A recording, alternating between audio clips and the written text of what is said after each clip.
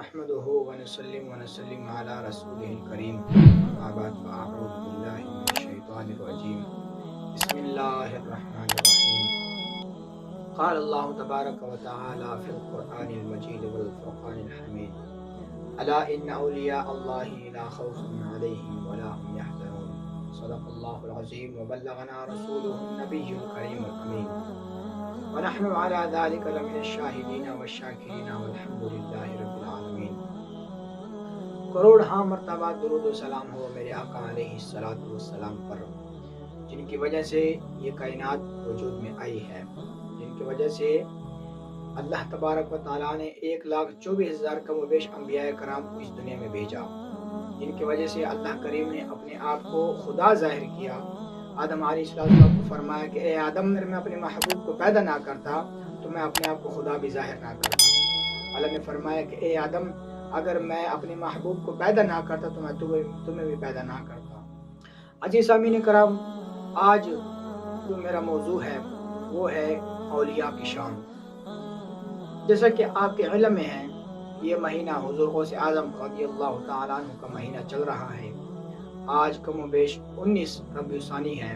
حضور غوث اعظم رضی اللہ تعالیٰ عنہ اللہ کے بہت بڑے ولی گزرے ہیں۔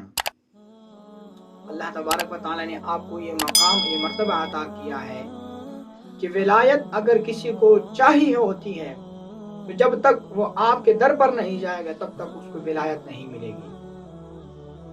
اور ولی کی شان کیا ہے؟ اللہ کریم نے قرآن مجید میں ارشاد فرمایا کہ الا ان اولیاء اللہ لا خوف علیہم ولا هم يحزنون، کہ آگاہ رہو، خبردار آگاہ رہو، جو اللہ کے دوست ہوتے ہیں نہ ہی وہ غمگین ہوتے ہیں اور نہ ہی وہ کبھی ڈرتے ہیں۔ اب یہاں سوال پیدا ہوتا ہے کہ بھائی یہ کیسی بات ہو سکتی ہے کہ اللہ کا ولی، اللہ کا دوست نہ ہی ڈرتا نہ ہی غمگین ہوتا ہے؟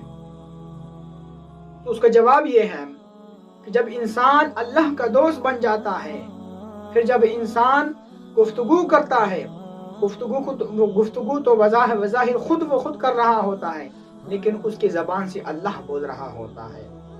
جب اس کے ہاتھ کسی کام کی طرف بڑھتے ہیں تو بظاہر تو وہ انسان آگے ہاتھ کو بڑھا رہا ہوتا ہے، لیکن اس کے ہاتھ کو اللہ کریم نے تھاما ہوا ہوتا ہے۔ گویا اس کے ایک ایک حرکت میں، اس کے ایک ایک بات میں، جب بھی وہ کلام کرتا ہے، کوئی بھی حرکت کرتا ہے، کوئی بھی فعل کرتا ہے، تو اللہ تبارک و تعالیٰ کی رضا اس میں شامل ہوتی ہے۔ ایک مرتبہ پیر سید نصیر الدین نیشی صاحب گیلانی رحمۃ اللہ علیہ حضرت بابا فرید گنج شکر رحمۃ اللہ علیہ کے مزار پر گئے، تو وہاں پر محفل چل رہی تھی۔